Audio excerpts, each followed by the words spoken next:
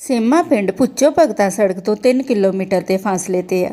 ਸੇਮਾ ਪਿੰਡ ਵਿੱਚ ਇੱਕ ਗੁਰਮੁਖ ਸਿੱਖ ਸੰਤ ਸੇਵੀ ਸੇਵਾ ਦੇ ਭਾਵ ਨਾਲ ਭਰਿਆ ਹੋਇਆ ਗ੍ਰਸਤੀ ਜੀਵਨ ਬਤੀਤ ਕਰ ਰਿਹਾ ਸੀ।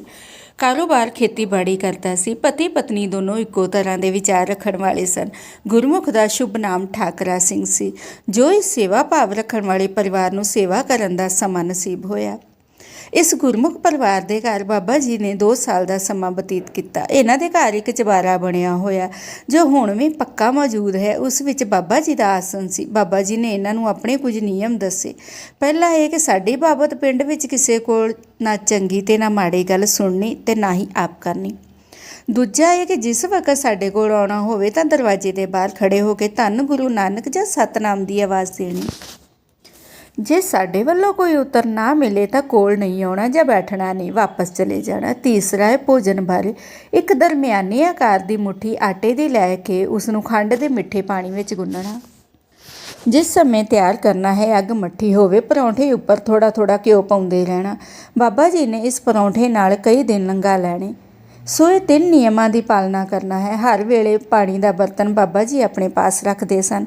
ਜਦੋਂ ਕਦੇ ਫੁਰਨਾ ਬਣਨਾ, ਠਾਕਰਾ ਸਿੰਘ ਨੂੰ ਕੋਲ ਬੁਲਾ ਲੈਣਾ ਤੇ ਕਈ ਤਰ੍ਹਾਂ ਦੇ ਬਚਨ ਕਰਨੇ।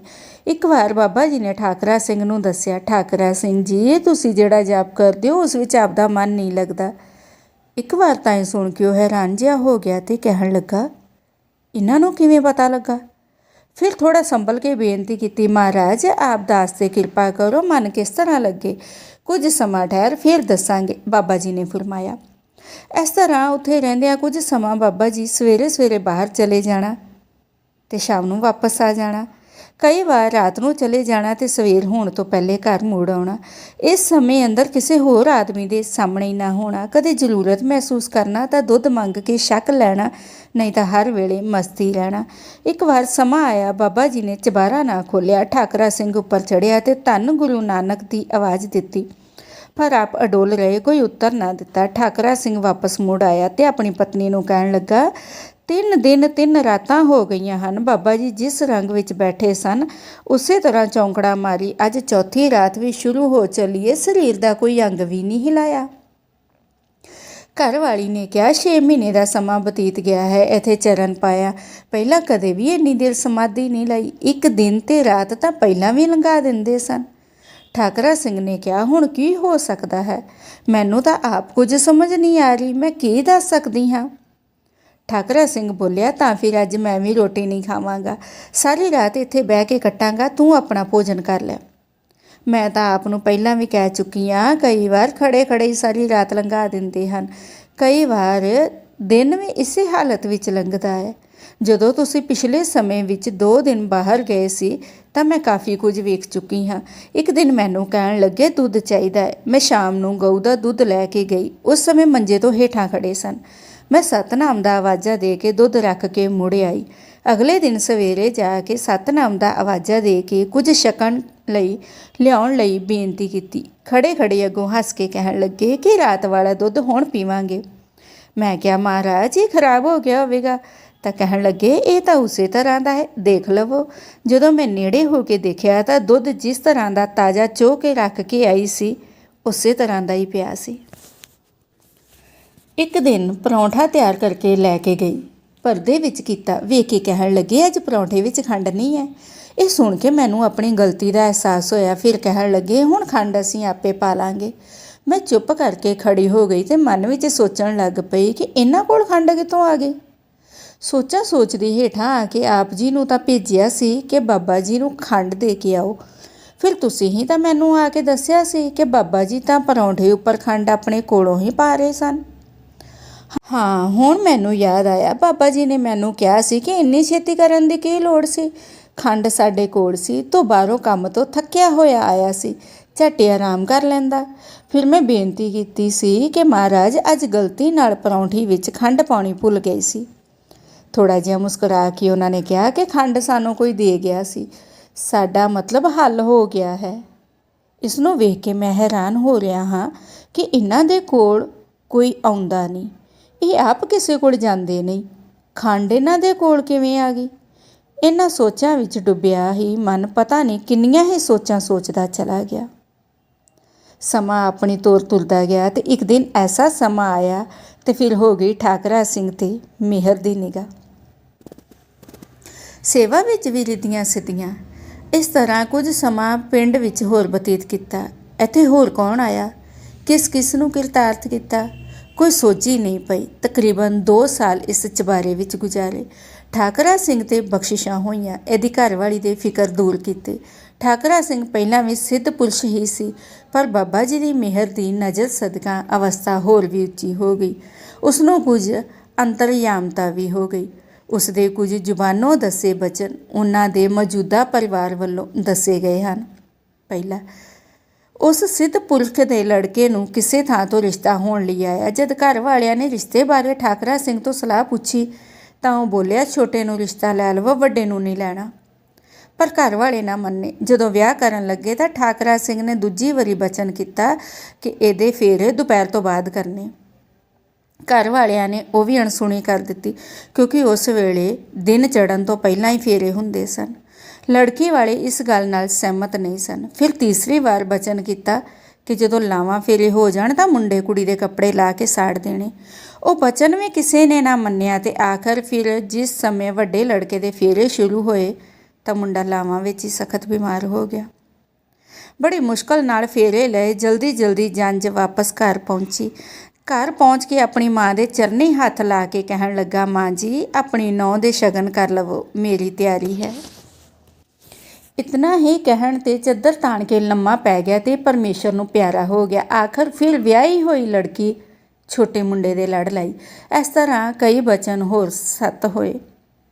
ਸੋ ਬਾਬਾ ਠਾਕਰਾ ਸਿੰਘ ਐਸੀ ਉੱਚੀ ਬਿਰਤੀ ਵਾਲਾ ਸੀ, ਜਿਨ੍ਹਾਂ ਪਹਿਲਾਂ ਬ੍ਰਹਮਦਾਸ ਦੀ ਸੰਗਤ ਕੀਤੀ, ਫਿਰ ਮਹਾਹਰਨਾਮ ਸਿੰਘ ਜੀ ਦੀ ਸੇਵਾ ਕਰਕੇ ਰਿੱਧੀਆਂ ਸਿੱਧੀਆਂ ਪਾ ਲਈਆਂ। ਸੋ ਇਸ ਨਗਰ ਵਿੱਚ ਬਾਬਾ ਠਾਕਰਾ ਸਿੰਘ ਦੇ ਘਰ ਵਿੱਚ ਹੀ 2 ਸਾਲ ਰਹੇ। ਬਾਬਾ ਜੀ ਦੇ ਇੱਥੇ ਚਲੇ ਜਾਣ ਤੋਂ ਬਾਅਦ ਜਦੋਂ ਰੂਮੀ ਵਾਪਸ ਆ ਕੇ ਬੈਠੇ ਤਾਂ ਉੱਥੇ ਵੀ ਦਰਸ਼ਨ ਕਰਨ ਠਾਕਰਾ ਸਿੰਘ ਆਇਆ ਕਰਦੇ ਸਨ।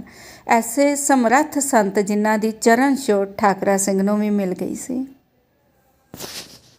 ਪਿਛਲੇ ਸਮੇਂ ਦੇ ਤਪ ਸਥਾਨ। ਬਾਬਾ ਜੀ ਕਿਸੇ ਰੰਗ ਵਿੱਚ ਬੈਠੇ ਕਵਿਤਾ ਦੇ ਰੂਪ ਵਿੱਚ ਗਾਉਣ ਲੱਗਦੇ ਸਨ। ਵੇਖਿਆ ਤੇਰਾ ਸ਼ਹਿਰ ਬਠਿੰਡਾ, ਜਿੱਥੇ ਨਾ ਤੋਰੀ ਨਾ ਟਿੰਡਾ, ਨਹਾਉਣ ਧੋਣ ਨੂੰ ਮਿਲੇ ਨਾ ਪਾਣੀ, ਭੂਤਾਂ ਵਰਗਾ ਹੋ ਜੇ ਪਿੰਡਾ। ਇਸ ਇਲਾਕੇ ਵਿੱਚ ਟਿੱਬੇ ਤਾਂ ਅਜੇ ਵੀ ਦਿਸਦੇ ਹਨ, ਪਰ ਪਾਣੀ ਦੀ ਕੋਈ ਕਮੀ ਨਹੀਂ। ਪਹਿਲਾਂ ਕਈ ਮੀਲ ਸਫ਼ਰ ਤੈਅ ਕਰਨ ਤੋਂ ਬਾਅਦ ਵੀ ਪਾਣੀ ਨਹੀਂ ਸੀ ਮਿਲਦਾ। ਉਸ ਸਮੇਂ ਤੇ ਹੁਣ ਦੇ ਵਕਤ ਵਿੱਚ ਕਾਫੀ ਅੰਤਰ ਹੈ। ਉਸ ਵਕਤ ਤਾਂ ਧੁੱਪ ਵੀ ਜ਼ਿਆਦਾ ਲੱਗਦੀ ਸੀ, ਕਿਉਂਕਿ ਰੇਤ ਛੇਤੀ ਗਰਮ ਹੋ ਜਾਂਦੀ ਸੀ। ਦੁਪਹਿਰ ਦੇ ਸਮੇਂ ਤਾਂ ਪੰਛੀ ਵੀ ਬਾਹਰ ਨਹੀਂ ਸਨ ਨਿਕਲਦੇ। ਪਰ ਮਹਾਂਪੁਰਖਾਂ ਨੇ ਫਿਰ ਵੀ ਇਸ ਜਗ੍ਹਾ ਨੂੰ ਭਾਗ ਲਾਏ। ਜਿੰਨਾ ਚਿਰ ਸਰੀਰ ਰੂਪੀ ਚੋਲੇ ਵਿੱਚ ਰਹੇ, ਇਸ ਇਲਾਕੇ ਵਿੱਚ ਰਹਿ ਕੇ ਆਨੰਦ ਵਿੱਚ ਰਹੇ ਤੇ ਬਚਨ ਕਰਦੇ ਸਨ ਕਿ ਇਸ ਇਲਾਕੇ ਵਿੱਚ ਸਾਡੀਆਂ 3 ਜਗ੍ਹਾ ਹਨ, ਰੂਮੀ ਵਾਲਾ, ਭੁੱਚੋਂ ਕਲਾ ਵਾਲੀ ਤੇ ਲੇਲੇ ਵਾਲਾ ਪਿੰਡ ਤਲਵੰਡੀ ਸਾਬੋ ਵਿੱਚ। ਇਹ ਸਾਡੇ ਪਿਛਲੇ ਜਨਮ ਸਮੇਂ ਦੇ ਤਪ ਸਥਾਨ ਹਨ, ਪਰ ਇਸ ਸਰੀਰਕ ਜਾਮੇ ਵਿੱਚ ਹੁਕਮ ਭੁੱਚੋ ਕਲਾ ਤੇ ਰੂਮੀ ਵਿੱਚ ਰਹਿਣ ਦਾ ਹੀ ਹੈ। ਆਪ ਕਹਿੰਦੇ ਸਨ ਕਿ ਇਸ ਇਲਾਕੇ ਦੇ ਲੋਕ ਸਿੱਧੇ ਤੇ ਭੋਲੇ ਭਾਲੇ ਹਨ, ਇਹਨਾਂ ਵਿੱਚ ਕੋਈ ਉਤਾਰ ਚੜ੍ਹਾਅ ਨਹੀਂ, ਇਸ ਕਰਕੇ ਸਾਨੂੰ ਬਹੁਤ ਪਸੰਦ ਆਉਂਦੇ ਹਨ। ਰੂਮੀ ਵਾਲਾ ਵਿਖੇ ਚਰਨ ਪਾਉਣੇ। ਇੱਕ ਦਿਨ ਅਚਾਨਕ ਠਾਕਰਾ ਸਿੰਘ ਨੂੰ ਬਾਬਾ ਜੀ ਦੇ ਦਰਸ਼ਨ ਹੋ ਗਏ। ਉਹਦੇ ਮਨ ਅੰਦਰ ਖੁਸ਼ੀ ਦੀ ਲਹਿਰ ਦੌੜ ਗਈ। ਖੁਸ਼ੀ ਨਾਲ ਮਨ ਝੂਮ ਉੱਠਿਆ ਤੇ ਭੱਜਾ ਘਰ ਵੱਲ ਆਇਆ। ਬੜੇ ਹੀ ਖੁਸ਼ੀ ਦੇ ਅੰਦਾਜ਼ ਵਿੱਚ ਆਪਣੀ ਪਤਨੀ ਨੂੰ ਕਿਹਾ, ਬਾਬਾ ਜੀ ਦੇ ਦਰਸ਼ਨ ਹੋ ਗਏ ਹਨ, ਛੇਤੀ ਕਰ, ਉਹਨਾਂ ਲਈ ਦੁੱਧ ਤਿਆਰ ਕਰਕੇ ਪਰੌਂਠੇ ਵੀ ਲਾ ਦੇ ਕਿ ਮੈਂ ਲੈ ਕੇ ਉਹਨਾਂ ਕੋਲ ਜਲਦੀ ਜਾਵਾਂ। ਘਰ ਵਾਲੀ ਨੇ ਪੁੱਛਿਆ, ਕਿੱਥੇ ਹਨ ਸ਼ਹਿਨਸ਼ਾਹ? ਰੂਮੇ ਵਾਲੇ ਖੇਤਾਂ ਵਿੱਚ, ਠਾਕਰਾ ਸਿੰਘ ਨੇ ਉੱਤਰ ਦਿੱਤਾ। ਤੁਹਾਨੂੰ ਕਿਵੇਂ ਪਤਾ ਲੱਗਾ? ਅੱਜ ਸਵੇਰੇ ਜਦੋਂ ਮੈਂ ਖੇਤਾਂ ਵੱਲ ਜਾ ਰਿਹਾ ਸੀ ਤਾਂ ਰਾਹ ਵਿੱਚ ਮੈਨੂੰ ਇੱਕ ਫਕੀਰ ਮਿਲਿਆ। ਮੈਂ ਨਮਸਕਾਰ ਕੀਤੀ ਤੇ ਪੁੱਛਿਆ, ਹਜ਼ੂਰ ਕੋਈ ਮੇਰੇ ਗੋਚਰ ਸੇਵਾ ਦੱਸੋ। ਫਕੀਰ ਸਾਈਂ ਨੇ ਜਵਾਬ ਦਿੱਤਾ, ਮੈਨੂੰ ਤਾਂ ਕੁਝ ਨਹੀਂ ਚਾਹੀਦਾ, ਉਹ ਛੱਪੜ ਦੇ ਕੋਲ ਸਮਰੱਥ ਗੁਰੂ ਬੈਠਾ ਹੈ, ਜੇ ਸੇਵਾ ਕਰਨ ਦਾ ਉਤਸ਼ਾਹ ਹੈ ਤਾਂ ਉਹਨਾਂ ਪਾਸ ਚਲਿਆ ਜਾ, ਪੂਰਨ ਸੰਤ ਹਨ। ਇਹ ਕਹਿ ਕੇ ਉਸਨੇ ਆਪਣੀ ਵਾਰਤਾ ਸ਼ੁਰੂ ਕੀਤੀ ਕਿ ਕੱਲ੍ਹ ਮੈਂ ਉਹਨਾਂ ਸੰਤਾਂ ਕੋਲ ਗਿਆ ਸੀ। ਮੈਂ ਜਾ ਕੇ ਨਮਸਕਾਰ ਕੀਤੀ ਤੇ ਕੋਲ ਬੈਠ ਗਿਆ। ਮੈਂ ਉਹਨਾਂ ਦੇ ਬਚਨ ਸੁਣਦਾ ਰਿਹਾ, ਪਰ ਚਿਹਰੇ ਵੱਲ ਨਾ ਵੇਖ ਸਕਿਆ, ਕਿਉਂਕਿ ਚਿਹਰੇ ਦਾ ਜਲਾਲ ਹੀ ਇੰਨਾ ਸੀ, ਸਿਰ ਨੀਵਾਂ ਹੋ ਜਾਂਦਾ ਸੀ। ਉਹਨਾਂ ਨੇ ਮੇਰੇ ਮਨ ਵਿੱਚ ਜੋ ਸ਼ੰਕਾਵਾਂ ਭੁਲੇਖੇ ਸਨ, ਉਹ ਆਪਣੀ ਪੂਰਨ ਸਮਰੱਥਾ ਨਾਲ ਦੂਰ ਕਰ ਦਿੱਤੀਆਂ ਹਨ। ਮੇਰਾ ਚੰਚਲ ਮਨ ਨਿਹਾਲ ਹੋ ਗਿਆ। ਮੈਂ ਉਹਨਾਂ ਪਾਸ ਸੇਵਾ ਕਰਨ ਲਈ ਬੇਨਤੀ ਕੀਤੀ ਤਾਂ ਉਹਨਾਂ ਨੇ ਕਿਹਾ ਕਿ ਤੇਰਾ ਕੰਮ ਹੋ ਗਿਆ ਹੈ, ਤੂੰ ਹੁਣ ਜਾ ਸਕਦਾ ਹੈ। उस फकीर की वार्ता सुन के मैं उस पासे वल गया। नेड़े पहुँच के पता लगा कि ये तो बाबा जी हैं। मैं चरनां विच अपना सिर झुका दिता ते अपने मन का वार्तालाप उन्हां अगे खोल के रख दिता। थोड़ी देर बचन सुनन तो बाद मैं घर आउण लई आग्या लैके आया हाँ। सो छेती लई राशन तैयार कर दे तां कि मैं अपने समर्थ गुरु कोल पहुँच के दर्शनां दी भुख नूं दूर कर सकां।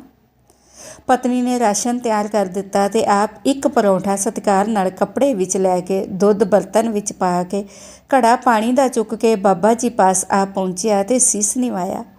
घड़ा पानी दा ला के खड़ा हो गया, राशन अगे रख के कहण लगा, प्रसाद छक लो। बाबा जी ने पूछया, ये की है?